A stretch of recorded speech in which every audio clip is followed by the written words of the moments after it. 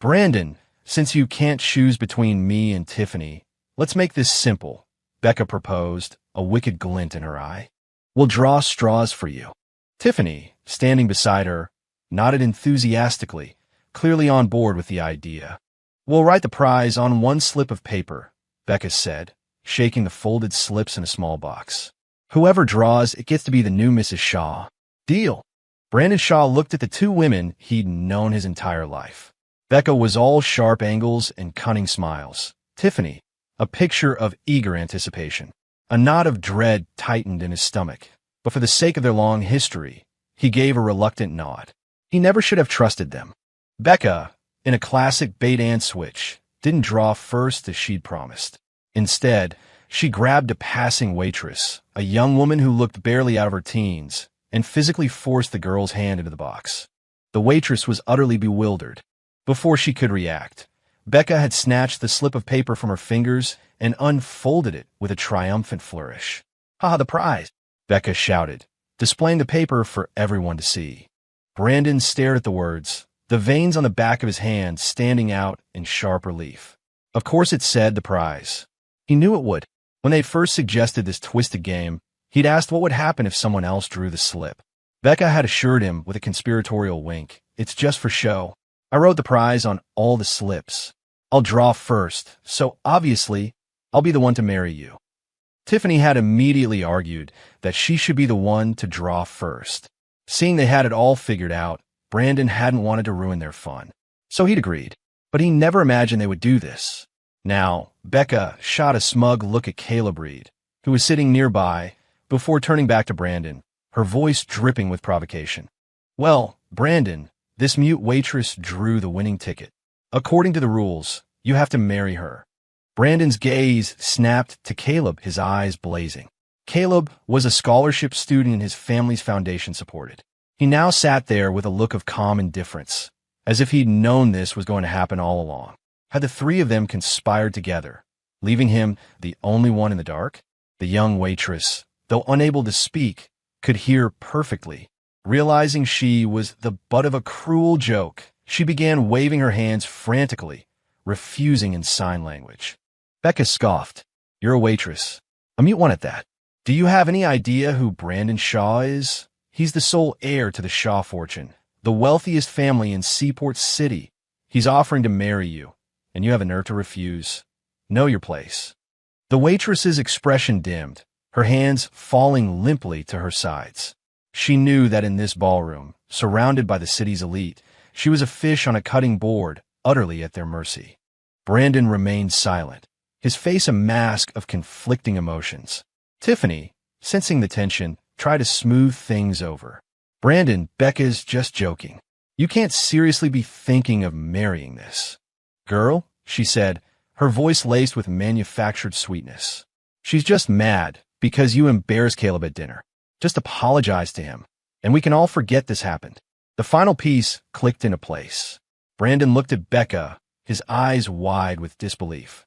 "This whole game, this was all for Caleb?" he asked, his voice dangerously low. "You were willing to make a mockery of my marriage, of my life for him." Brandon's gaze darted between Tiffany and Becca. Tiffany couldn't meet his eyes. Becca, though she flushed with a flicker of embarrassment, doubled down. "If you don't apologize, you have to marry her." Seeing that Brandon was ignoring Caleb and had no intention of apologizing, Becca grew bolder. She grabbed the waitress and shoved her roughly toward Brandon. "You're about to be his wife. Why don't you get acquainted?" Caught off guard, the waitress stumbled, about to fall. In a flash, Brandon shot out an arm, catching her and pulling her into a half embrace. He held her just long enough for her to regain her balance before letting go. The girl, who looked to be in her early 20s, had a delicate face now etched with panic. Brandon exchanged a few brief sentences with her in American Sign Language, quickly getting her basic story. Meanwhile, Becca's mocking voice cut through the air again. "The great Brandon Shaw, marrying some low-class, mute waitress. You're going to be the laughingstock of our entire circle. You'll disgrace the Shaw name." And, before she could finish, Brandon's voice cut her off, clear and firm. "I'll marry her." As Brandon's resolute words echoed through the room, The buzz of conversation died instantly.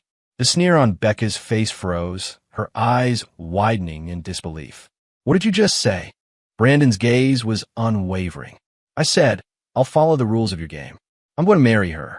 He took the waitress's wrist, his grip firm but reassuring, a silent promise of security.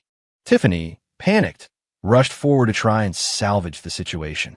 "Brandon has to be kidding. He loves me and Becca. He'd never just marry some random girl." On the couch, a complex emotion flickered in Caleb's eyes before vanishing. A small, detached smile played on his lips. "I think Brandon is just putting on a show for everyone," he mused aloud. "He's not serious. Once this all blows over, he'll just pay her off. For the Shaw family, that's nothing." Becca and Tiffany immediately seized on this explanation. Their panic subsided, replaced by an undisguised look of disgust as they looked at Brandon. "Brandon, we had a deal. Whoever drew the slip gets to marry you. Don't back out now. That wouldn't be very manly of you," Becca taunted. Their scorn was like a physical blow, and the revulsion in their eyes made it hard for Brandon to breathe. It hadn't always been like this. He remembered his childhood diagnosis of severe autism. He had been locked in his own world, shutting out everything and everyone. Doctors had warned he might never integrate into society. Then he was abducted. Becca and Tiffany, walking home from school, saw what happened. The two little girls had been unbelievably brave, confronting the kidnapper to save him. Becca's neck was bruised red from the man's grip, and Tiffany's arm was cut. "Let them go. I already called the police." It was the first time he had ever spoken, the words torn from him in a moment of pure terror for their safety. With the help of a passerby, they were saved, and the kidnapper was arrested.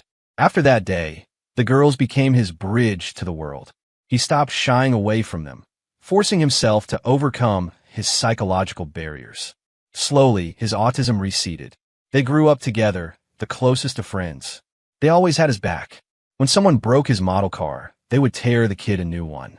When they were the targets of vicious rumors, he would move heaven and earth to find the source and set the record straight. Over time, it seemed their friendship had blossomed into something more. Everyone in their social circle knew they were in love with him and assumed he would marry one of them. It was why his family never tried to set him up. But everything changed when Caleb Reed appeared. Caleb was one of the many students who had received a scholarship from the Shaw Foundation. After graduating from college, he insisted on taking Brandon to dinner to thank him. He was so full of self-deprecating humility that, to protect the guy's pride, Brandon went. Becca and Tiffany came along. After that one brief meeting, the girls started spending less and less time with him and more time with Caleb. Brandon had assumed they were just outgoing people with a lot of friends. But now, seeing them use his marriage as a toy to entertain Caleb, he finally understood. Caleb had replaced him in their hearts. Brandon took a deep breath, his voice calm but resolute. "You seem to have forgotten something. I don't make jokes. Ever." Brandon's statement made Becca and Tiffany freeze. They knew it was true. Because of his childhood, he was famously, unervingly sincere. They remember the time they'd casually mentioned it would be fun to have a pet pot-bellied pig. Without a word, Brandon had disappeared into the mountains and actually came back with one. He had shown up covered in scratches, his clothes torn, but clutching the tiny piglet to his chest. The two girls had been stunned. The Shaw's estate manager had later told them, with a dramatic flair, that Brandon had cornered several wild pigs, but rejected them all, insisting he had to find a small one for them. It was then they realized that for Brandon Shaw, his word was his bond. How could they have forgotten?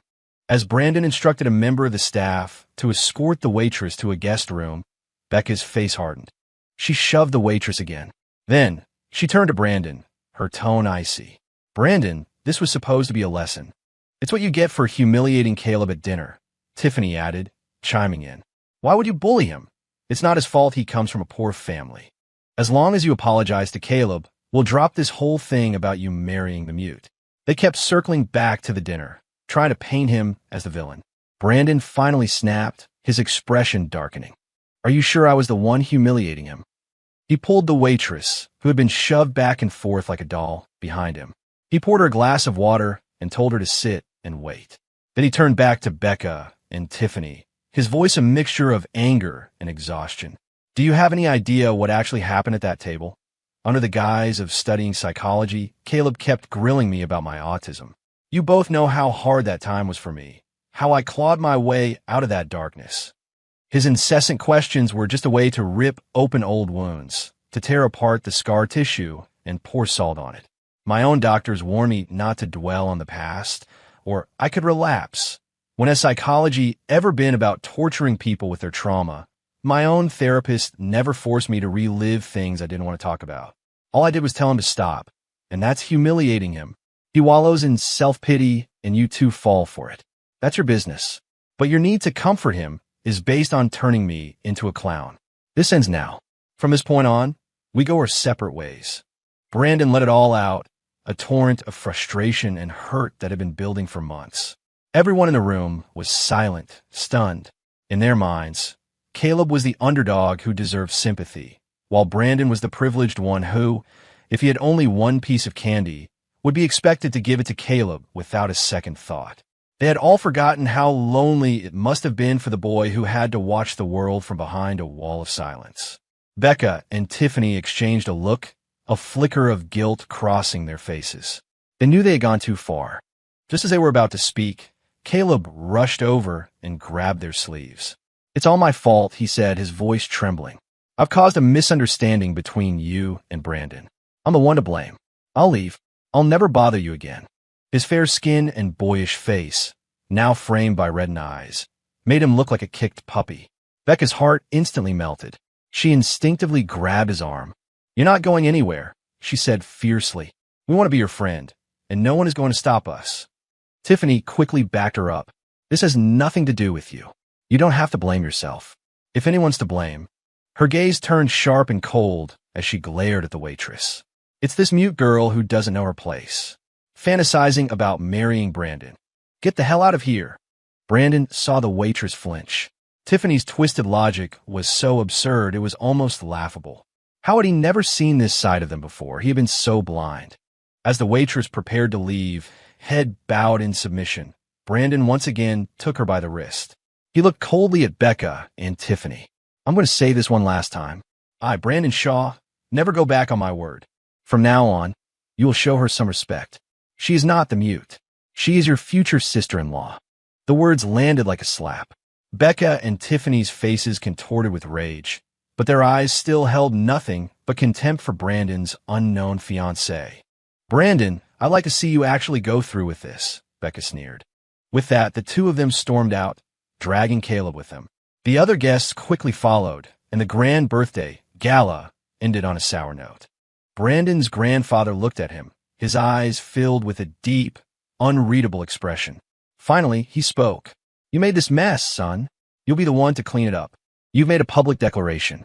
Don't you dare make this family a laughingstock. If you do, I'll be the first one to break your legs." "I understand, Grandpa." After seeing his grandfather out, Brandon was left alone in the vast, empty ballroom with the waitress. She kept her head down, her slender fingers twisting together nervously. Brandon suddenly remembered something. Earlier, when Caleb had been relentlessly questioning him, everyone else had been silent, curious, or secretly pleased. Only this young waitress had stood up, gesturing frantically. Others hadn't understood, but Brandon, who had learned sign language because of his autism, knew exactly what she was saying. Don't talk about it. It could cause a relapse.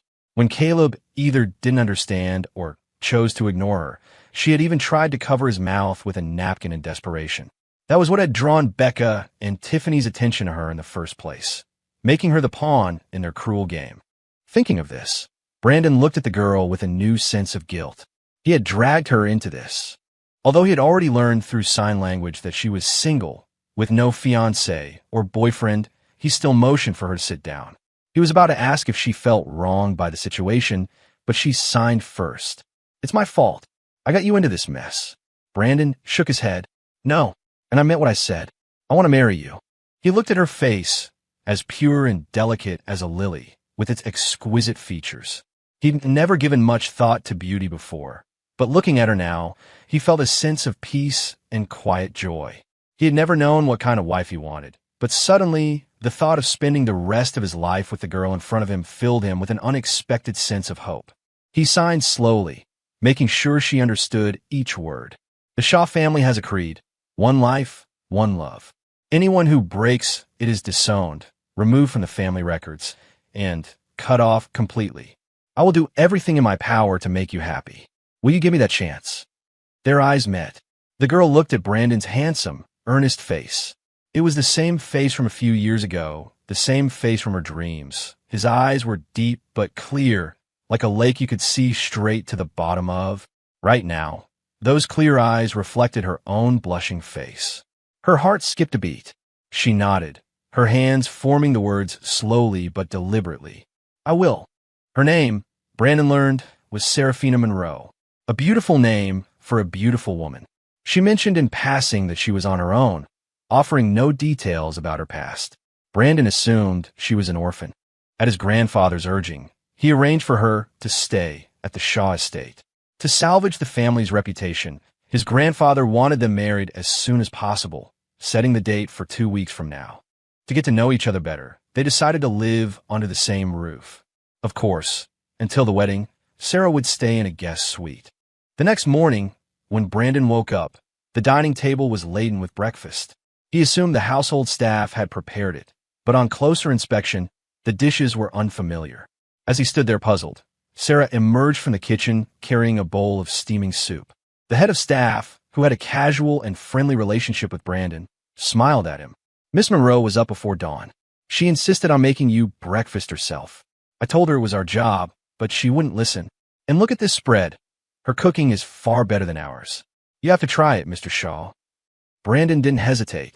He rolled up his sleeves, took the bowl from Sarah's hands, and said seriously, You don't have to cook. We have staff for that. If you do their work, it makes them uncomfortable. Besides, he added, You're going to be my wife, not my housekeeper. If you're bored, I'll take you out later. We can buy whatever you like. I just want you to do the things you enjoy. Sarah smiled and signed. I enjoy cooking. When she was abroad, she had never liked having help and always did things herself. For her, cooking wasn't just a survival skill. It was a form of therapy. Just as some people relaxed with music or a TV show, she found peace in creating meals. Especially, she stole a quick glance at Brandon, her eyes sparkling. Cooking for someone she cared about gave her an even greater sense of fulfillment. Brandon's heart warmed. He smiled back. If you really love it, next time we'll cook together. I'll help you. He wasn't thinking about anything other than the simple pleasure of doing something with the woman he was growing to admire. Old Mr. Shaw, despite claiming he wouldn't interfere, was deeply invested in the marriage of his only grandson. Using the excuse of being lonely, he moved in with Brandon to observe. Seeing Brandon and Sarah communicate exclusively in sign language, he frowned and turned to the estate manager. I thought she could hear perfectly fine, just couldn't speak. Why isn't Brandon talking? What are they saying? Translate for me. The manager, who had learned some ASL to better communicate with a younger Brandon, relayed their simple, affectionate conversation. Sir, haven't you noticed? When they sign to each other, it's like no one else exists in the room. A look of understanding dawned on the old man's face. He grunted. That boy. After breakfast, Brandon took Sarah out. He expected her to want to shop for clothes, bags, or jewelry. Instead, she led him straight to a music store and began examining a wide array of instruments. Seeing her passion, Brandon assumed she wanted to learn and, without a second thought, bought everything she pointed at. He even had a large storage room at the estate converted into a dedicated music studio. Once everything was set up, he tentatively asked Sarah if she needed a music teacher. She simply smiled, walked over to the grand piano, and sat down gracefully. 6. The opening notes of Rachmaninoff's Piano Concerto No. 3 filled the room, a cascade of sound that was at times powerful and exuberant, at others delicate and melancholic. Brandon was completely captivated, lost in the music. He only snapped out of his trance when he felt Sarah's gentle gaze on him. An indescribable mix of emotions swirled within him. He knew the piece was famous not just for its emotional depth, but for its staggering technical difficulty. Yet, Sarah played it with a mastery that was breathtaking. Seeing his silence, Sarah thought he hadn't enjoyed it. She signed, Do you like the harp? Brandon, still reeling, asked, You play the harp too? Sarah smiled, moved to the large concert harp, and with a light touch of her fingers, drew forth a soothing, ethereal melody. The sound was so pure it felt like it could wash away the world's impurities, transporting him to a place of serene, pastoral beauty. Brandon felt more and more that Sarah was a treasure trove of hidden talents, waiting to be discovered. The rest of the afternoon turned into Sarah's private concert. She was a one-woman orchestra. Every instrument in the room seemed to come alive in her hands, producing one beautiful melody after another. The entire household staff was drawn to the music, their initial respect for Sarah turning into outright awe. When the music finally faded, Sarah looked at Brandon expectantly, like a student awaiting a professor's critique. A rare flush of unease crossed Brandon's face. He signed awkwardly. "I'm a complete amateur. I wouldn't dare comment." The estate manager, knowing Brandon's reserved nature, stepped in with a good-natured laugh. "Come on, Mr. Shaw, just say it. Did you like it?" Brandon nodded enthusiastically. "Sarah is incredible. I loved it," he said, then added with heartfelt sincerity, "Of course, even if she wasn't incredible, as long as she's Sarah, I would love it." A ripple of soft, warm laughter went through the staff. A blush crept up Sarah's cheeks, and she shyly lowered her head. Outside the door, old Mr. Shaw witnessed the entire scene, his expression growing more thoughtful. He had initially pegged Sarah as shy and insecure, but the more he observed her, the more he saw a woman who carried herself with the poise and grace of someone from a distinguished background. Her quiet dignity was far beyond that of the typical socialites he knew. He mused to himself that the kind of culture and refinement Sarah possessed couldn't come from an ordinary family. It was time, he decided, to do a little digging into her past. Brandon had always preferred quiet, but to fit into Becca and Tiffany's world, he had forced himself to endure parties and social gatherings he disliked. Sarah was different. She seemed to instinctively understand him and shared his tastes. When he worked from his home office, she would sit quietly on the sofa, reading, never disturbing him. When he looked up, he would always find her with a serene, gentle expression. Feeling his gaze, she would smile, bring him a cup of tea, and they would toast silently, their affection growing in the quiet understanding between them. When she was in the mood to bake, he would drop his work without hesitation to help her whisk eggs and knead dough. Her nimble fingers would create an array of adorable pastries for their afternoon tea. When he worked out in the home gym, she would join him, occasionally trying a few couples fitness poses, though always playfully, never crossing a line. Sarah was also a brilliant chess player. When his grandfather was playing against himself out of boredom, she would step in and give the old man a formidable challenge. They say you can judge a person by their chess game. Though Sarah would subtly let his grandfather win a few pieces, her strategy was sharp and fluid, her defense impenetrable, and her approach to victory steady and calculated. The old man couldn't help but recall how, on several occasions when Brandon was struggling with a complex issue at Shaw Industries, Sarah had offered a solution that was astonishingly insightful and effective. As he watched her now, his grandfather's gaze grew deeper still. 7. With the wedding just around the corner, Brandon took Sarah to pick up their rings. They went straight to Aurelia. In the elite circles of their city, the name Aurelia was synonymous with unparalleled luxury. Its bespoke jewelry pieces were masterpieces, especially its signature ring, marketed as the one for the one, which was a massive status symbol for affluent couples. A few days prior, Brandon had placed a custom order based on Sarah's ring size. Today, they were here to collect the finished product.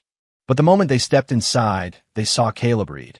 He was standing with his eyes fixed on an emerald pendant in a display case. "I hear this Buddha's head pendant can change your luck. Mine's been terrible lately. I think I've made some enemies," Caleb muttered to himself. "It's just a pendant. If you like it, I'll buy it for you," Tiffany's voice cooed from nearby, eager to please. Becca glanced at the pendant with disdain. "It's just a stupid Buddha head. Caleb, try on this Rolex. It would look so much better on you." "Thank you, Becca." "Thank you, Tiffany. You're both so good to me," Caleb said, his face a mask of grateful humility. These three, Brandon thought, they're like a bad rash. He tried to turn and leave quietly, but Tiffany's sharp eyes caught him. "Brandon, what are you doing here?" she asked with faint surprise. "What else does one do in a jewelry store?" Brandon replied coolly, his annoyance showing. Becca, apparently displeased with his tone, immediately went on the attack. "Brandon, we already told you. All you have to do is apologize to Caleb, and we can let this whole thing go. Are you bringing this mute here just to provoke us? Brandon could only laugh internally. He had explained himself perfectly clearly that night, yet they still believed he was in the wrong. Was he just supposed to bow and scrape before Caleb and let them walk all over him? I did nothing wrong. Why would I apologize to him? Brandon said, his voice flat and hard. And provoke you? Do you really think you're important enough for me to go to that much trouble? Brandon, what's that supposed to mean? Becca and Tiffany demanded in unison, their faces flushed with anger. You think you're hot stuff now? Getting a big head? Is it this mute girl? Is she whispering things in your ear? You'd really choose her? Becca's words tumbled out in a torrent of contempt. Brandon's patience had worn thin. His IQ was 150. His grandfather wouldn't have entrusted him with Shaw Industries otherwise. He had put up with their whims for years out of gratitude for what they did for him as a child. But that debt was paid. He was done letting them manipulate him. I have warned you. She's my fiancée. You will treat her with respect. If you can't manage that, I have no problem teaching you a lesson in manners. Brandon, are you serious? Tiffany said, a jealous edge to her voice. I told you, we could just play the game again. I'll make sure I draw the prize this time. Enough. I have no interest in your childish games. Brandon, cut her off. If you want to coddle Caleb, find someone else to be your pawn. Leave me out of it. Becca's expression cracked. You knew. She stammered. Brandon sneered. Of course, he knew. After his grandfather's party, he'd had the estate manager look into it. The whole twisted idea had come from Caleb, and they had eagerly gone along with it. The thought of it was sickening. It had extinguished any lingering affection he had for them. His wedding was just days away. He had no more time to waste on them. Taking Sarah's hand, he approached the sales associate they were scheduled to meet. The associate led them into the Black Diamond VIP lounge to retrieve their custom rings. They had just sat down when they heard a commotion outside. Ma'am, I've explained this already. This necklace was custom-made for Mr. Shaw. If you'd like one, we can place a new order for you. It will only take a few days. As for this set, I'm sorry, but we cannot sell it to you. The associate's patient voice was audible through the door. A moment later, Becca and Tiffany burst into the room. Why are you buying wedding rings? They demanded in unison. As if they didn't know. They were playing dumb. Even if they refused to believe what he'd said, the slightest inquiry in their social circle would have revealed that the Shaw family was in the midst of frantic wedding preparations. The truth was, they simply didn't care enough to find out. I believe I've made myself perfectly clear, Brandon said, his voice tight with frustration. Tiffany suddenly smiled as if a thought had just occurred to her. Brandon, I get it. You were buying the ring for me, weren't you? As a surprise. Becca, meanwhile, scoffed. Since you ordered all this jewelry, you should let Caleb try it on. Caleb tugged at Becca's sleeve.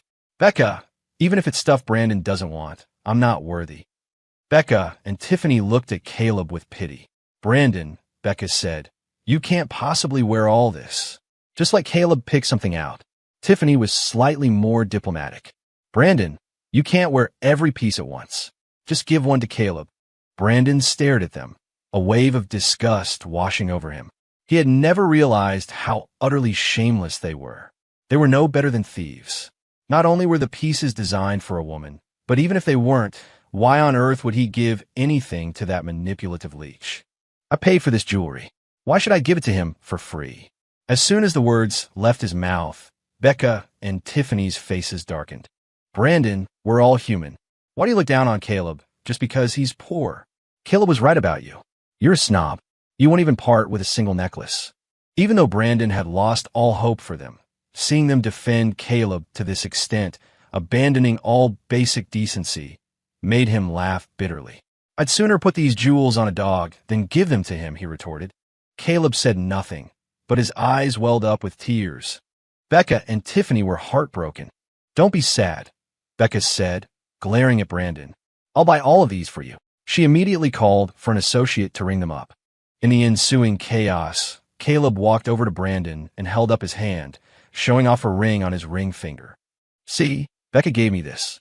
She said, this is the kind of ring you only give to one person in your life. He even took it off to show Brandon the engraving inside. But Brandon was completely disinterested. Caleb buzzed around him like an annoying fly. blocking him and Sarah from trying on their own jewelry. Finally, Brandon had enough. He swung. His fist connected squarely with Caleb's jaw. Caleb stumbled back, stunned. When Becca and Tiffany realized what had happened, they grabbed Brandon, demanding he apologize. Brandon, that was completely out of line. Apologize to Caleb right now. Apologize for what? I was wrong, Brandon said suddenly. Seeing him admit fault, Becca and Tiffany's expressions softened slightly. But in the next second, Brandon's tone shifted. I was wrong to have been so blind. Wrong to have ever known the two of you. Sarah, we're leaving. This place is tainted. We don't want the jewelry anymore. He took Sarah's hand and turned to go.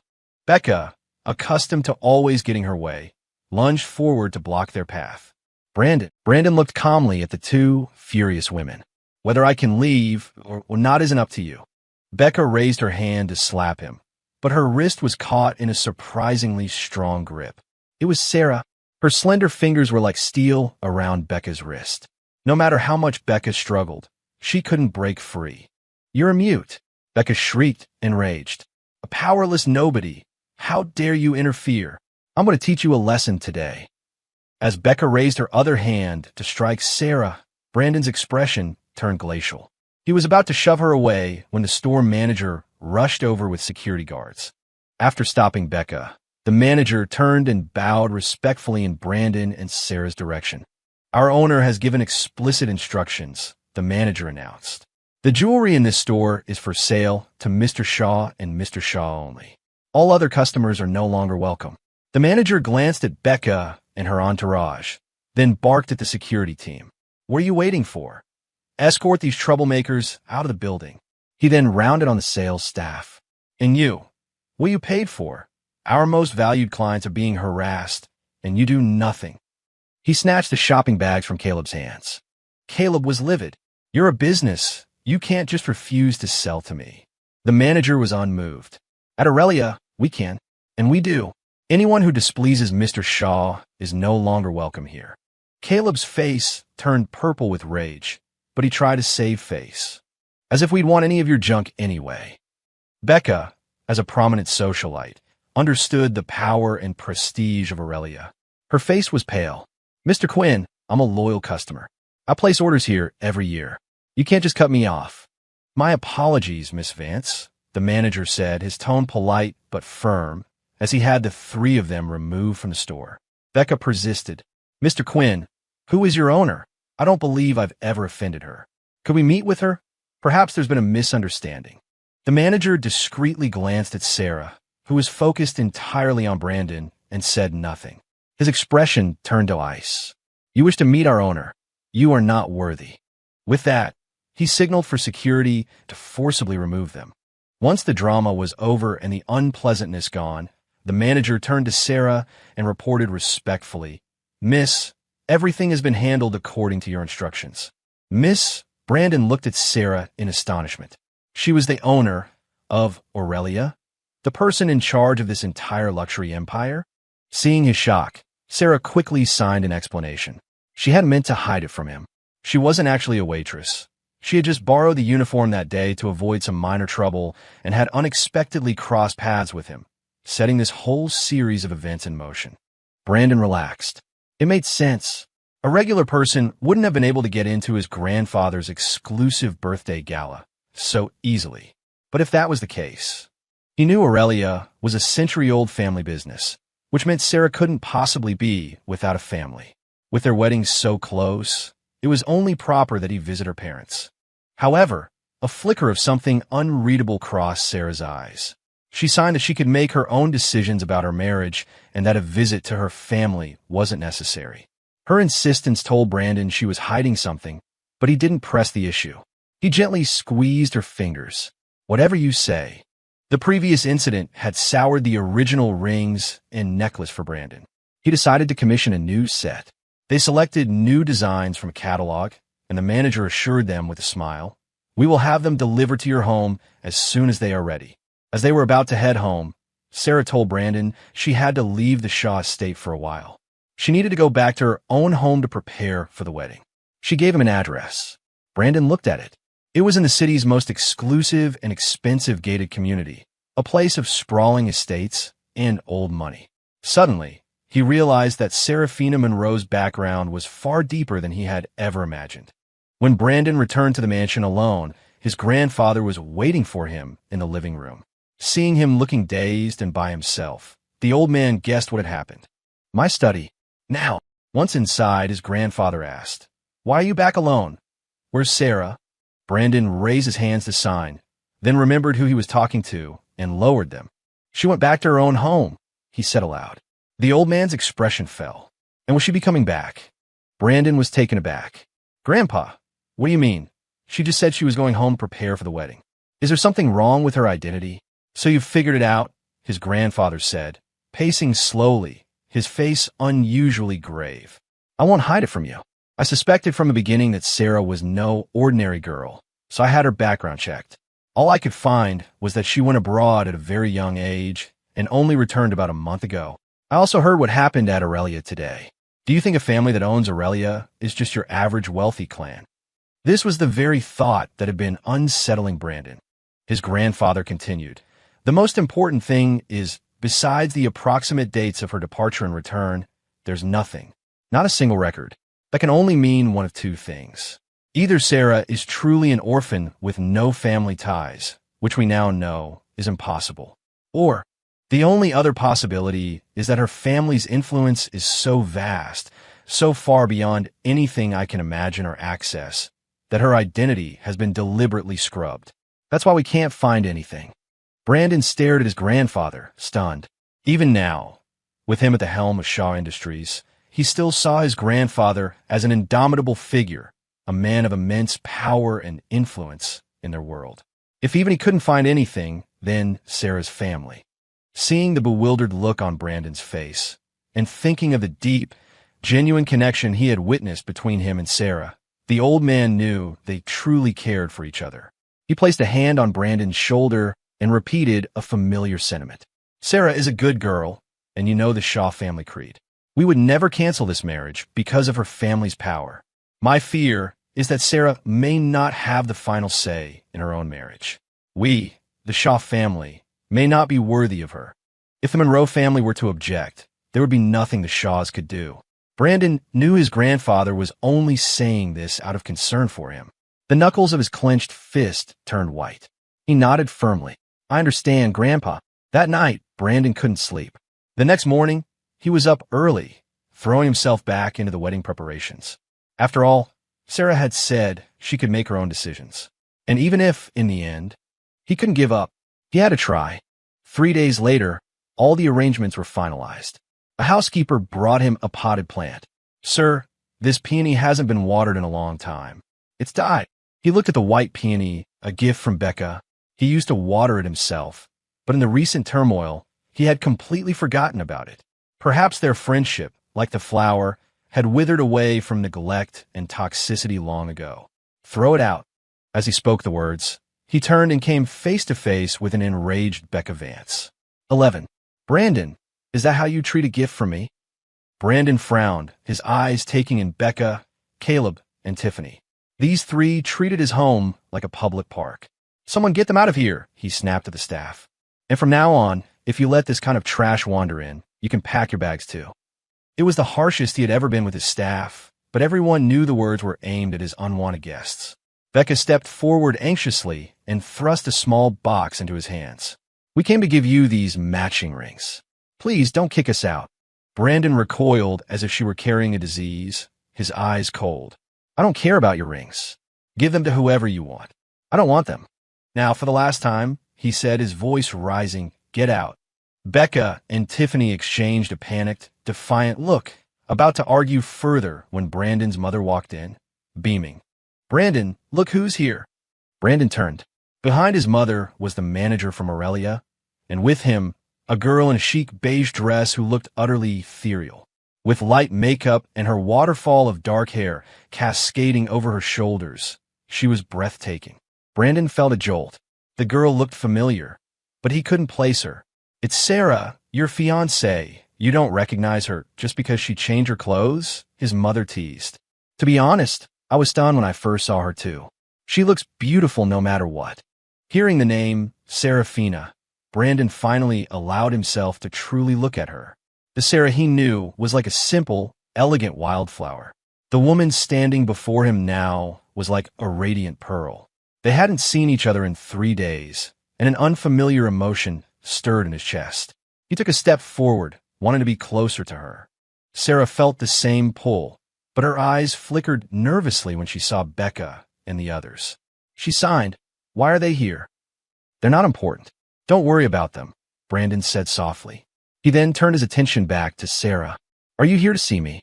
Before Sarah could reply, the Aurelia manager spoke up. "You placed a new order for the wedding dress, rings, and other items. We have both the bride's and groom's attire ready for a final fitting."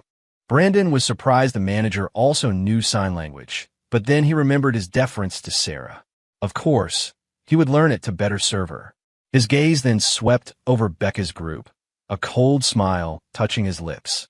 The manager continued, his voice carrying for all to hear. "According to the original schedule, the formal proposal visit is tomorrow. We were wondering about your plans." This was partly for protocol and partly for the benefit of Becca and her friends. In reality, any visit from the Shaw family would be a mere formality. The Monroe family required no formal gifts. After all, there were only a handful of families in the world wealthier than the Monroes. Hearing this, Brandon's mother immediately pulled a lavishly bound book from her purse and handed it to Sarah. 12. "Sarah, dear, I know you said we didn't need to prepare anything formal, but some traditions are important," Brandon's mother said, opening the exquisite catalog. "I've put together a small bridal gift portfolio for you. Please, take a look, and if there's anything you feel is missing, just let me know." As she flipped through the pages, photos of dazzling jewelry filled the book. Rare pieces from high-profile auctions and priceless heirlooms passed down through the Shaw family for generations. Following the jewelry were dozens of stock transfer certificates and property deeds. The portfolio was so thick it was hard to hold with one hand. Brandon watched, knowing full well what this meant. His mother was essentially giving half of the Shaw family fortune to Sarah. But he felt no objection. Sarah was about to become his wife. This was simply an introduction to what would soon be hers anyway.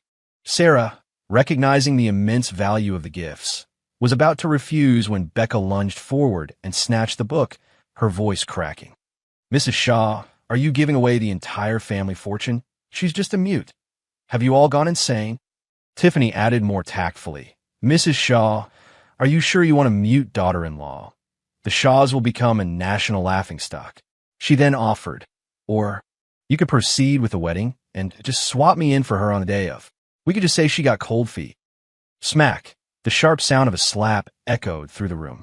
Brandon's mother had struck Tiffany across the face. Everyone froze. "Normally, as an elder, I wouldn't lay a hand on you," Mrs. Shaw said, her voice dangerously calm. "But what you just said was utterly despicable." She snatched the portfolio back from Becca. "Let me make myself clear," she warned them. "Sarah is my daughter-in-law. She is the only daughter-in-law this family will ever recognize. Even if Sarah decided she didn't want Brandon and called off the wedding, he would remain single for the rest of his life before he ever married either of you. So, I suggest you give up now. And if I ever hear you call my daughter-in-law mute again, I will slap you every single time." She held up her hand, showing off her freshly manicured and very sharp nails. Tiffany's cheek was burning, but her skin wasn't broken. She knew Mrs. Shaw had held back. Clasping her face, she didn't dare say another word. Becca's face was crimson with rage, but she too remained silent. Caleb opened his mouth as if to mediate. "Mrs. Shaw, you shut your mouth." Mrs. Shaw snapped, her eyes filled with undisguised loathing. "Who do you think you are? We have no time for ungrateful leeches like you. Every word you speak shortens my lifespan. Security, get this trash out of my house and make sure they never set foot on this property again. I don't want them dirtying my doorstep." In her youth, Mrs. Shaw had been a formidable force among the city's matriarchs, and she had only grown more so with age. The Aurelia manager, who had clearly heard of her reputation, relaxed slightly, seeing how fiercely she protected Sarah. Mrs. Shaw had already taken Sarah's arm, treating her like a daughter, or perhaps a cherished friend. "Let me tell you, I never liked those three. You can just see the malice in them. Oh, your hands are lovely. Perfect for a manicure. though your natural nails are so beautiful, it would be a shame to damage them. Some of my friends use press-on nails. When you have time, I'll take you. We can pick some out together. And your hair, how do you keep it so silky? Don't worry, dear, take your time. I've been studying ASL for a week now, so I can understand if you go slowly. You make your own shampoo. How fascinating. Behind them, Brandon and the manager exchange a look. The manager smiled warmly. Brandon sighed with mock resignation. I think I've just been replaced. When I was a kid and didn't speak for years, my mom refused to learn sign language for me. She just said I'd talk when I was ready. The manager knew he wasn't truly upset and just smiled. But a thought about Sarah's muteness crossed his mind. He wanted to say something, but held his tongue. That was a matter for his young miss to reveal herself when she was ready. After his mother and the manager left, Brandon and Sarah were finally alone. Remembering his grandfather's concerns, he sat down across from her and began to sign. He spoke honestly about his past with autism and the risk of relapse, and he voiced his worries about her family, afraid her parents might object to their union. Sarah, sensing his anxiety, gently took his hand, her touch firm and reassuring. Brandon's unwavering loyalty and love over the past few weeks had convinced her she had made the right choice. She signed, "My parents know about you." In fact, she had told her parents about Brandon long before he even knew her name. They approve of us. They're on a trip around the world right now, but they're on their way back. You'll meet them on our wedding day. Don't worry. Everything will go smoothly. A wave of relief washed over Brandon. He looked at Sarah with gratitude, then threw himself into the final wedding preparations with renewed vigor. The formal proposal visit the next day was, as expected, a simple and pleasant affair. 3 days later, it was their wedding day. The news of Brandon Shaw's impending marriage had been the talk of the town for weeks, dominating headlines and social media feeds. To show how much they valued Sarah, the Shaw family spared no expense, booking the city's most luxurious hotel for a celebration that was set to be the event of the year. Early that morning, Brandon personally drove to Sarah's home to pick her up. The convoy of luxury cars drew crowds of onlookers, and Brandon and Sarah tossed small favors to the cheering people, sharing their joy. Then, as Brandon turned his head, he saw them. Becca and Tiffany. What were they doing here? The two of them were mixed in with the crowd, grabbing at the wedding favors. When they realized the groom was Brandon, their faces turned a sickly shade of green. The favors included not just candy, but also tiny gold nuggets, which caused a frenzy among the onlookers. Becca seemed to lose her mind, shoving her way through the crowd, trying to get to the wedding car. Brandon! Brandon! Tiffany was also being jostled, her usually perfect hair now a mess. Hearing Becca's cries, she shook her head in disbelief. How can this be happening? Why is he really marrying that mute? It was just a joke. Brandon coolly turned away, dismissing the interruption. He had made his intentions clear multiple times, but they'd been too arrogant, too certain that he was still the same puppet they could control. They couldn't fathom that he would ever truly defy them. Just as the convoy was 10 minutes from the hotel, the driver slammed on the brakes. Brandon quickly steadied Sarah, his voice sharp. What's going on? The driver's face was grim as he pointed ahead. Mr. Shaw, Miss Vance has blocked the road with her cars. Brandon rolled down the window. Sure enough, Becca and Tiffany were waiting for them, their cars parked haphazardly across the road, creating a chaotic jam of blaring horns. The two women walked straight toward Brandon's car. Becca yanked open the door and grabbed his arm. Brandon, how could you marry someone else? Tiffany, ever the strategist, turned to Sarah, her voice dripping with disdain. You're a waitress. A mute. You and Brandon are from different worlds. Don't let some stupid dare go to your head and make you think you're the next Mrs. Shaw. Get out of the car. Now. Brandon ripped his arm from Becca's grasp. You were the ones who wanted to draw for a wife. Now that I have chosen one, you have a problem with it? Brandon, it was just a game. Becca pleaded. You can't be serious. I know you're just mad at us. I got the ring back from Caleb. From now on, it's only for you. She held out her hand, but Brandon pushed it away. Don't waste your breath. I am marrying Sarah today. If you try to stop me again, don't blame me for what happens next. Becca, seeming to lose all reason, shrieked. She must be forcing you. Is that it? I'll get rid of her for you. She lunged towards Sarah. Brandon shielded Sarah, and Becca and Tiffany couldn't even touch the hem of her dress. Tiffany's eyes welled with tears. "Brandon," she whimpered, "you used to protect us." Brandon let out a cold laugh, his mind drifting back. For years, he had been their shield, their protector, the one who always rushed to their defense. But they seemed to have forgotten that he was made of flesh and blood, that he could be hurt too.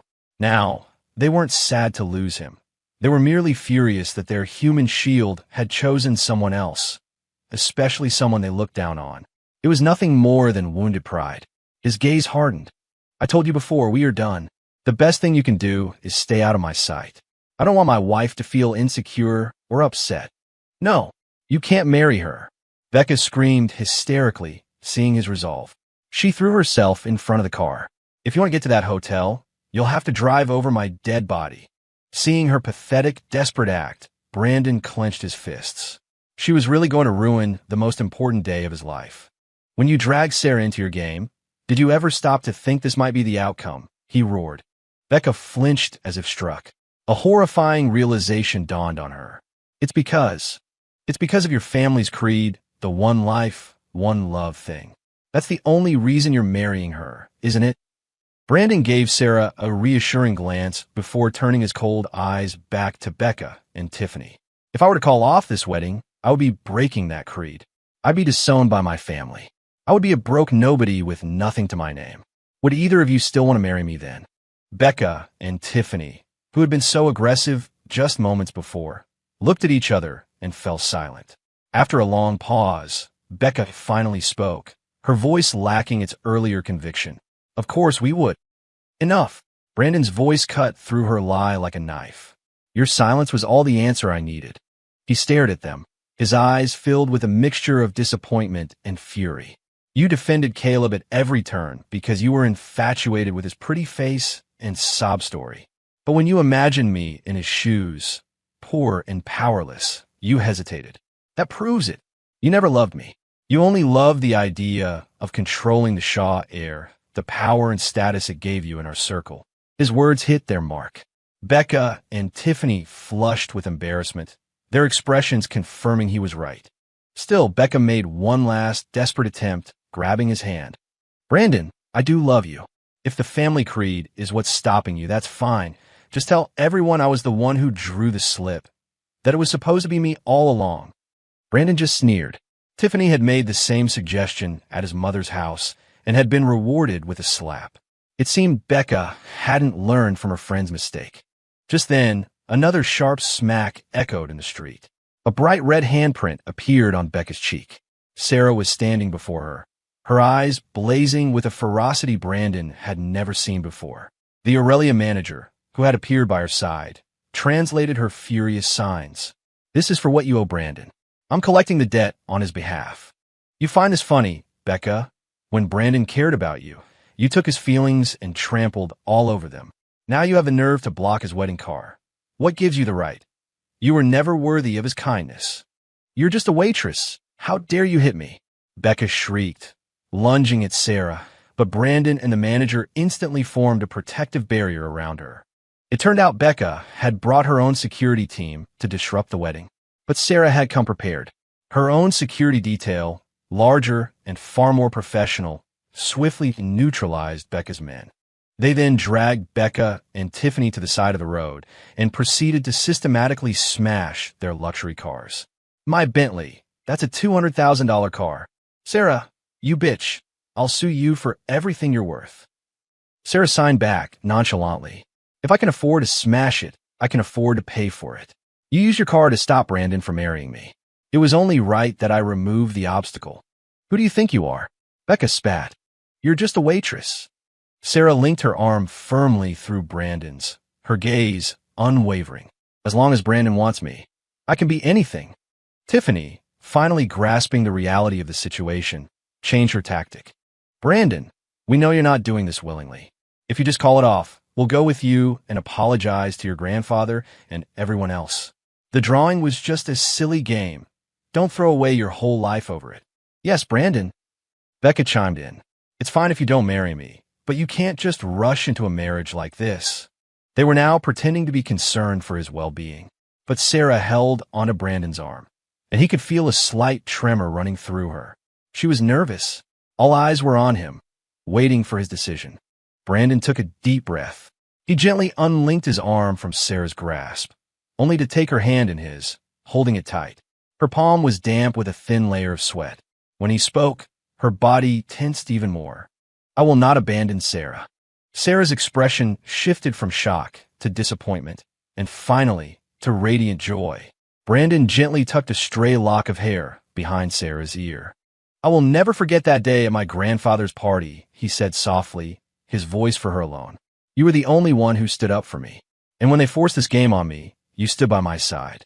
Now, no matter what anyone says, I will not leave you to face this alone." Becca, hearing this, seemed to snap. Perhaps if she couldn't have him, no one could.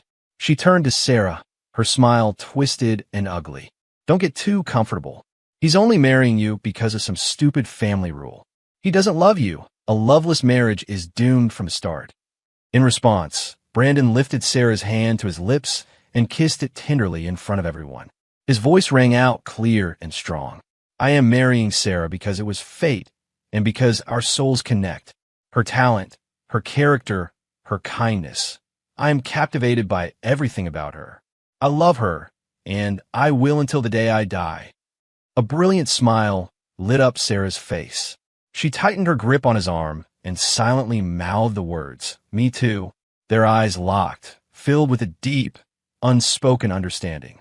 They turned and walked away, leaving Becca and Tiffany to collapse into hysterical sobs, their pleas for him to stay fading behind them.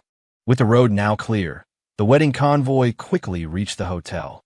To Brandon's surprise, the entrance was lined with a who's who of the business world, titans of industry from across the country, all clearly there for Sarah. They not only attended but had come out to greet her personally, their expressions a mixture of respect and genuine paternal affection. When their gazes fell on Brandon, their scrutiny was appraising but not critical. Feeling Brandon tense up beside her, Sarah gently squeezed his arm, her eyes communicating a simple message. "Today, you are the groom. This is your day." Brandon took a deep breath, centered himself, and walked with Sarah down the red carpet. Along the way, snippets of conversation from the guests began to paint a picture of Sarah's true identity.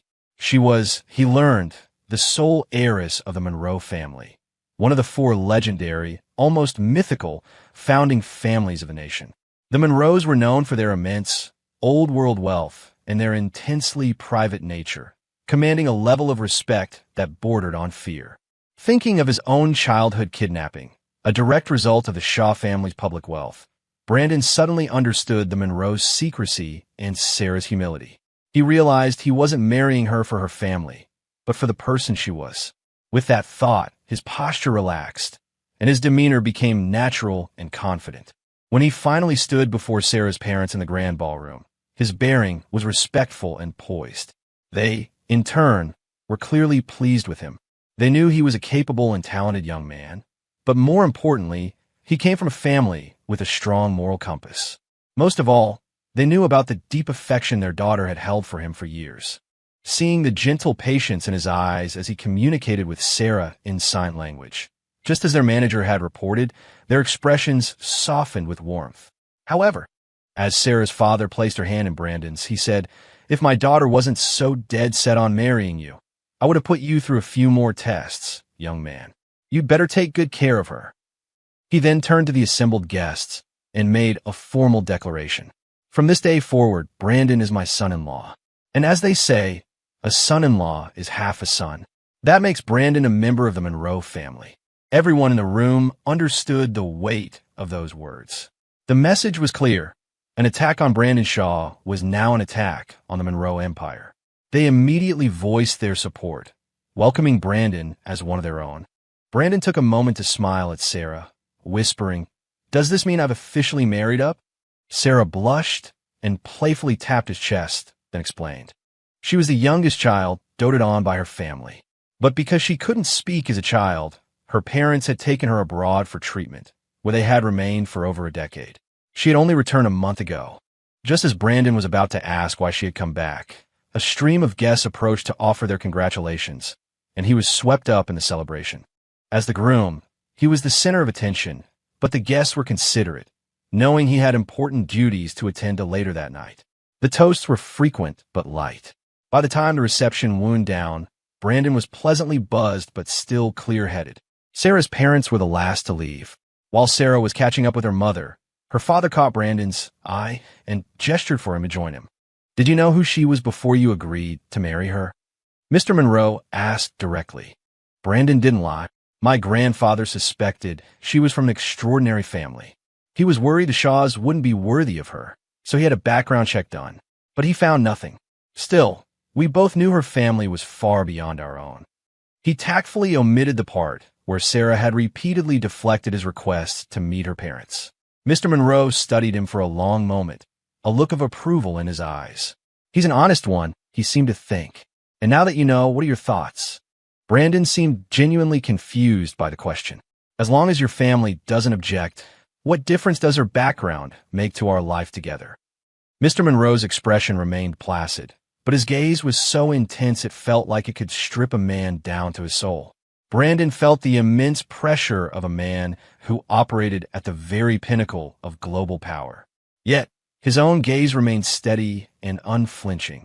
After a few seconds, the pressure subsided, and Mr. Monroe's face relaxed into a warm smile. "If you ever run into a problem you can't handle, have Sarah give me a call." He could finally, with a clear conscience, entrust his daughter to Brandon's care. With that, Sarah's parents declined Brandon's offer of accommodation and departed to continue their world tour. Sarah, accustomed to their nomadic lifestyle, simply took Brandon's hand, and they went home to their bridal suite.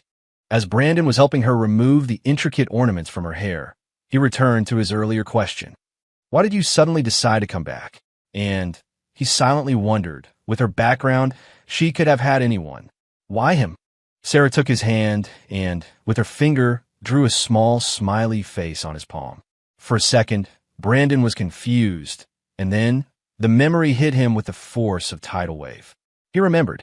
Years ago, on a business trip overseas, he had seen a group of men harassing a young waitress, mocking her for being mute and plotting to take her back to their hotel. He couldn't stand by and watch. He'd picked a fight with them to create a distraction. When it was over, he looked up and saw the waitress watching him. To reassure her, he had drawn a smiley face on the fogged-up glass of a window, a simple wish for her to be happy. He never imagined that girl was Sarah, or that she would remember it for all these years. After that day, she signed, "I took on all sorts of part-time jobs, hoping I might run into you again. I didn't want to come back home until my treatment was finished, but then my parents mentioned a man named Brandon Shaw who sounded just like you. I flew back just to see. That day at the party, I was running from some trouble of my own and had put on a server's uniform. When I saw you, I thought you might remember me, but then I walked into that horrible scene. Those girls were so cruel. How could they treat you like that?" Seeing her righteous anger on his behalf, Brandon's heart melted. He pulled her into a hug, feeling a pang of guilt. "I'm sorry I didn't recognize you. You're even more beautiful now. But from now on, with you here, I'll never be bullied again." Sarah nodded firmly, her eyes sincere. "I will protect you." Brandon laughed softly and kissed her on the forehead. She shyly buried her face in his chest. He thought he had startled her and began to apologize, but she gently took his face in her hands and pressed her lips to his. After a moment of surprise, Brandon returned the kiss, deepening it with all the unspoken emotion between them.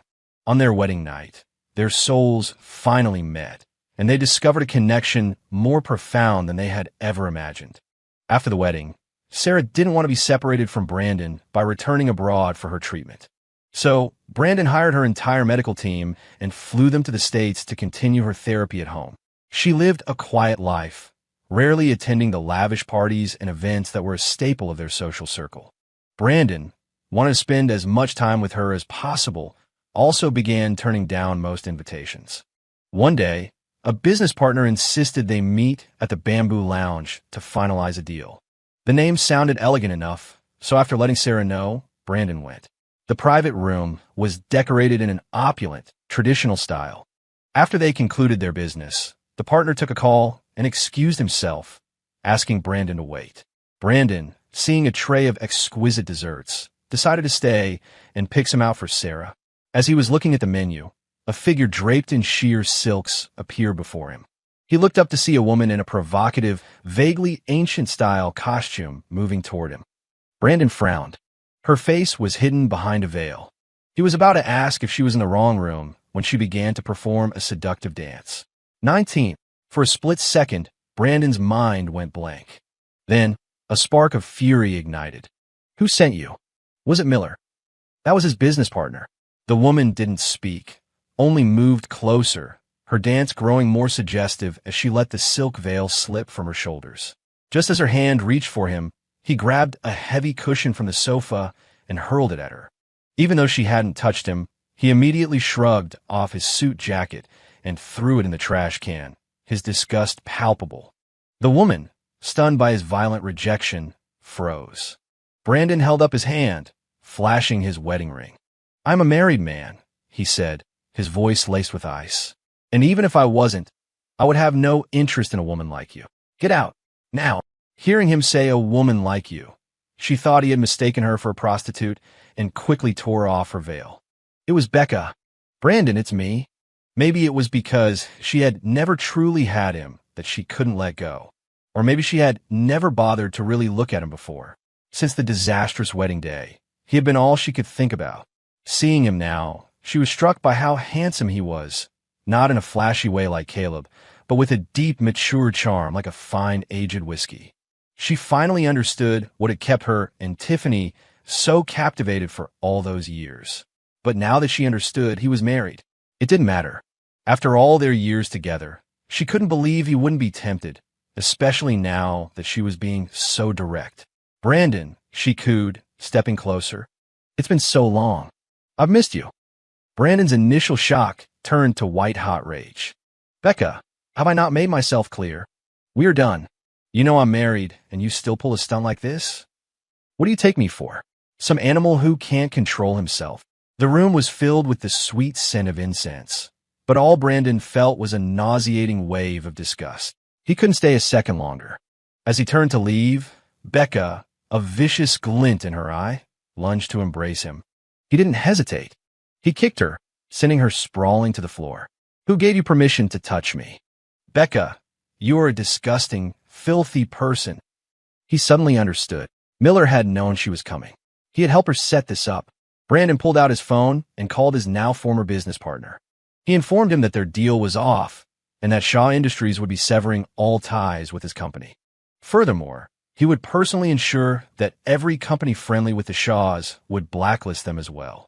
It was a death sentence in their industry. The man on the other end of the line began to panic and plead, but Brandon simply hung up and blocked his number. 20. Becca, lying on the floor, was stunned by his ruthlessness. After debasing herself like this, to be rejected so completely, she finally broke down, screaming, "Is it because you love her? Or is it because of her family?" She had heard whispers about Sarah's powerful background on the wedding day, which only fueled her bitter resentment.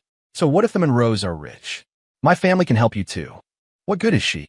A mute you can't even take out in public. What can a woman like that, who just sits at home all day, ever do for you?" So that was it. She thought she could win him back by appealing to his ambition. Brandon laughed, a harsh, humorless sound. "Let's be clear. Even if Sarah were the most ordinary woman in the world, she is my wife. I will be faithful to her until the day I die. Isn't that the most basic foundation of a partnership? Isn't that what separates us from animals? Just because you have no respect for commitment doesn't mean everyone is like you." Without another glance at Becca's pale, shattered face, he walked out of the room and straight into a pair of smiling eyes. Sarah was waiting for him. She had clearly been there for a while. Brandon quickly explained what had happened. Sarah listened calmly, not because she needed proof, but because they had made a promise to each other, to always communicate openly, to never let misunderstandings fester. When he finished, Sarah smiled and signed. "Becca was the one who texted me to come here. I knew she was trying to provoke me, but I trust you. I knew it would backfire on her spectacularly. So, really, I just came to watch the show." Seeing the mischievous pride on her face made her look even more enchanting. Brandon stepped forward and wrapped his arms around her. "I am so lucky to have found you," he whispered. Sarah understood what he meant. Though she lived a private life, she was keenly aware of the world Brandon moved in.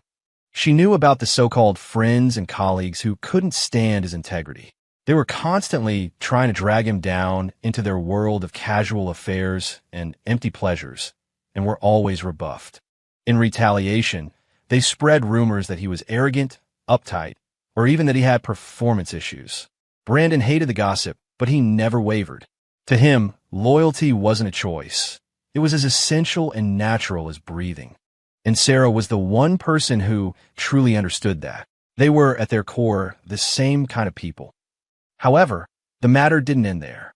The disgruntled ex-partner, Miller, began a vicious smear campaign, claiming that Brandon's clean-cut image was a sham and that he had canceled their deal in a fit of rage after Miller had refused to procure him a prostitute. The story, with its dramatic reversal, caught fire online.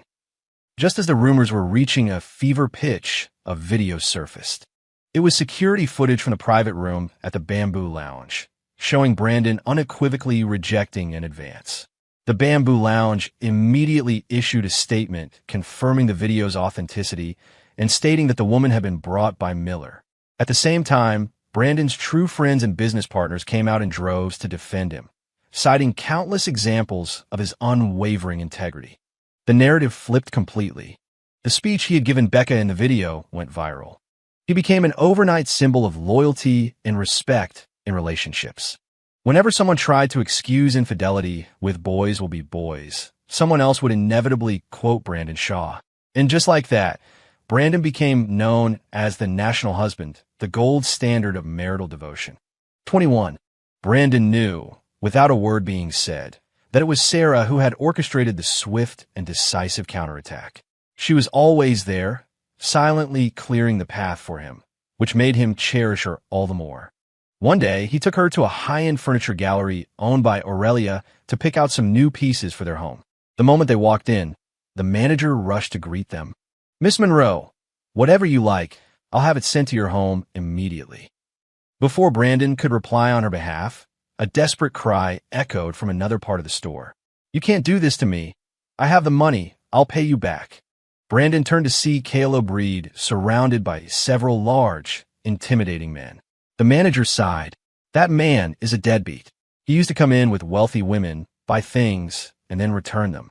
We didn't look too closely at the returns, but then we discovered he was swapping them out for fakes. When we sent someone to collect the debt, he refused to pay." Brandon started to steer Sarah away, but Caleb's sharp eyes spotted him. He scrambled over and threw himself at Brandon's feet. "Brandon, please, you have to help Becca," he wailed. "Her family is forcing her into an arranged marriage. She's only doing it to save her family from ruin. I don't have enough money to save her. I know you hate me, but you can't let this happen to Becca. Please, lend me the money." Brandon was confused. An arranged marriage would probably be the best thing for Becca. Sarah had been merciful enough not to release the video of her at the Bamboo Lounge, preserving what was left of her reputation. At least with an arranged marriage, she would be financially secure for life. Seeing Brandon's hesitation, Caleb started shouting for all to hear. "You can't just forget about your old love now that you have a new one." His words immediately drew a crowd. "Look at that guy," someone muttered. "So well dressed, but he's a total scumbag. That poor man is on his knees. He must be desperate." Brandon just laughed coldly. "Are you asking me for money for Becca or for your gambling addiction?" Caleb flinched. "Of course it's for Becca," he stammered. I only gambled because I wanted to win enough money to give her a better life. So that's why you've been scamming a dozen different women, getting them to buy you things, and then pawning off fakes for cash. All for Becca's happiness?" The word gambling shifted the crowd's sympathy instantly. "Gamblers are liars, plain and simple," someone shouted. "The manager stepped forward, and he dares to slander our national husband." The crowd gasped. They had all heard the stories, but Brandon was famously private, and there were few photos of him online. Now, seeing him in person, they were starstruck. So that's him. He's even more handsome in person. In the commotion, Caleb tried to flee, but the crowd, now fiercely protective of their new icon, surrounded him. "How dare you try to ruin the reputation of the one good man left?" A woman yelled, and soon, Caleb was swallowed by a mob of angry citizens, from which he eventually escaped, bruised and humiliated. In that moment, Brandon realized that his commitment, the Shaw family's simple creed, had taken on a meaning far beyond his own life. He and Sarah chose their furniture and went home. The next day, he was surprised to see that a cleverly edited video of Caleb accusing him of being a love him and leave him type had gone viral. 22. The video was deliberately misleading, and for a short time, a segment of the online community, swayed by Caleb's looks and dramatic performance, turned on Brandon. But the backlash was short-lived. People who had been at the furniture gallery that day quickly uploaded the full, unedited video. Caleb was exposed as a liar and a manipulator. Soon, his entire history of scamming wealthy women came to light. The story snowballed, and Caleb, who had likely hoped to cash in on a wave of public sympathy, found himself at the center of a massive public shaming. His social media accounts were shut down, and the last Brandon heard, he was hiding out in a cheap apartment, too afraid to show his face. It was a fitting end for a man who had built his life on deceit. Just as the dust was settling, Tiffany posted a video of her own. In it, she tearfully confessed to being one of Caleb's victims. She claimed he had professed his love for her while bleeding her dry. The public, seeing her as a beautiful, wronged woman, flocked to her side. Capitalizing on her newfound fame, she offered a 20% discount on properties developed by her family's real estate company to all her new supporters. It was a brilliant move. The wronged woman narrative was compelling, and she gained hundreds of thousands of followers overnight, even boosting her family stock price. Brandon paid it no mind. He and Sarah were busy renovating their home, tailoring it to her tastes and habits now that he knew her so well. One day, as the project was nearing completion, he stepped outside to find Tiffany waiting for him, holding a large bouquet of flowers with several camera crews in tow. "Brandon, I've been waiting for you," she said, her face lighting up. "I came to apologize. I was wrong to believe Caleb's lies, and I did a lot of things that hurt you. But we grew up together. Even though you're married now, I'll always be like a little sister to you, won't I? Can you forgive me?" The cameras zoomed in on Brandon's face. He looked at the impeccably dressed Tiffany. She was smart. She knew she couldn't play the seductress like Becca had. The public adored him as a devoted husband. So she was trying the sister angle, a classic move of feigned innocence. 23. Brandon looked from the bouquet of red roses in her hands to the cameras practically shoved in his face. "Are you really here to apologize?" he asked dryly. Tiffany nodded earnestly. "Yes. I hope you can forgive me." Brandon sneered. "Then why the red roses? I wasn't aware they were the international symbol for I'm sorry. And what's with the cameras? We knew each other a long time ago. That's in the past. I don't want to rehash what happened, but I have told you repeatedly that I want nothing more to do with you. As for being your sister, I'm an only child. I don't have a sister, and now that I'm married, I certainly don't need one. Please, do not disturb my life or my wife again. If you do, I will file a harassment complaint." Tiffany's eyes immediately filled with tears, a perfect picture of wounded innocence for the cameras. "Brandon," she whimpered, reaching for him. He sidestepped her touch. "Please respect my boundaries. And as I said, I'm not your brother. I prefer it if you use my full name. In fact, I'd prefer it if you didn't speak to me or come near me at all." His tone was final, but Tiffany, desperate for the attention, pressed on. Brandon finally laid her motives bare. "Have you no shame? Is this the kind of behavior your family taught you? Let me be perfectly clear. I don't care if you're trying to use me for publicity. You don't have my permission." As the cameras moved in closer, eager to capture the conflict, Brandon spoke loudly and clearly for all to hear. "My wife trusts me completely, so whatever you're trying to do here is a waste of time. But having a fly buzzing around my head is still annoying. You have 1 minute to leave this property before I call the police." And to prove his point, he pulled out his phone and dialed 9-1-1. The camera operators, realizing they were trespassing and that he was serious, began to back away, urging Tiffany to leave. She retreated slowly, casting long, mournful glances over her shoulder, playing the part of the heartbroken victim to the very end. Tiffany had expected the footage to cast her as the tragic childhood friend, but this time, the public wasn't buying it. In fact, the video had the opposite effect. People began analyzing Brandon's every word. So it's true. There are men who are immune to these kinds of manipulative games. Maybe the whole men can't help themselves excuse is just that. an excuse. The national husband lives up to his name. The public has spoken. When a few of Tiffany's remaining fans tried to argue that he was just putting on an act, that his coldness to his childhood friend proved he was incapable of true loyalty, it was like they had kicked a hornet's nest.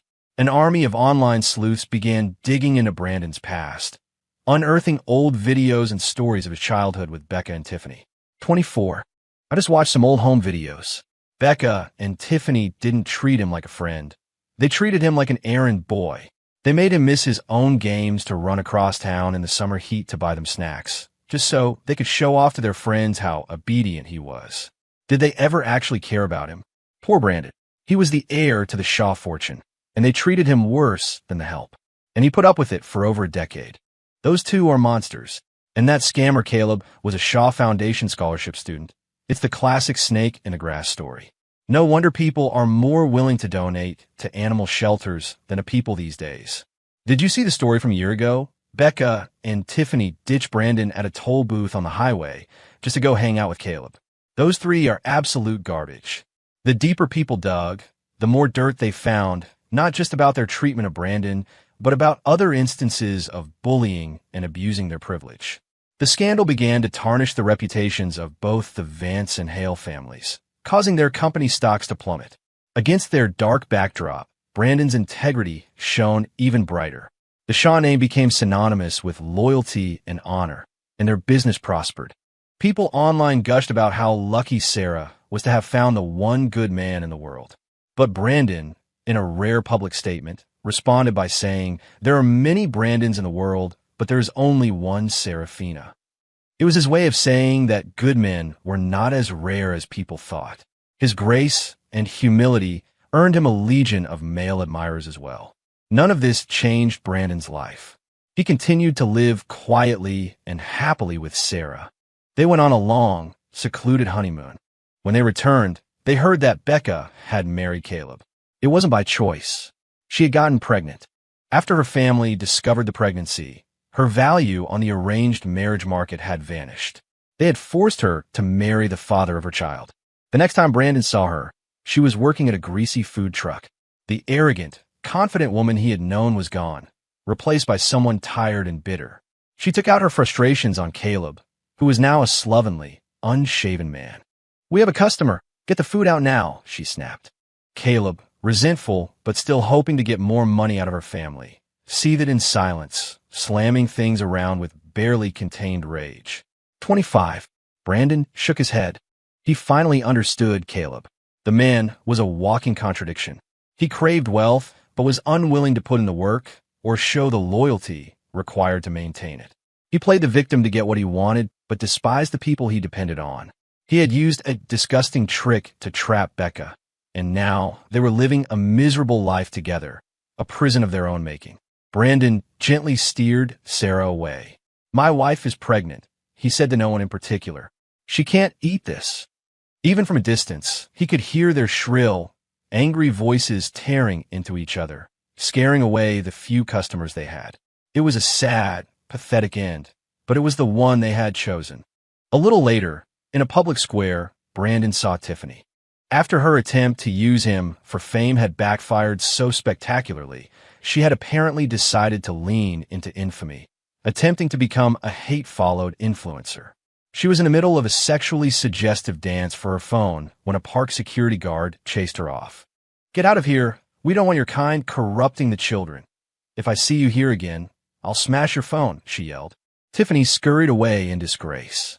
Brandon felt no pity. Every person chooses their own path. He put his arm around his pregnant wife, and they continued their slow, peaceful walk. For years, skeptics and tabloids tried to catch them in a moment of weakness, convinced that no marriage could be that perfect. But 10 years passed, then 20. They celebrated their silver anniversary, then their golden, then their diamond. The so-called 7-year itch never came. Their love only deepened. Even after years of therapy finally allowed Sarah to speak, Brandon still preferred to communicate with her in sign language. It had become their private language, a world where only the two of them existed. One day, as they were preparing to go out, an elderly Brandon was helping a silver-haired Sarah choose a piece of jewelry. She gently pushed away a sapphire necklace he had picked out. Blue is for young girls, she signed, a playful smile on her wrinkled face. My beauty has faded. Brandon touched her cheek, his eyes filled with the same love as the day they first met. My love, he signed back. On you, even the world's most priceless gems look like fakes. Because you have always been, and will always be, the only masterpiece.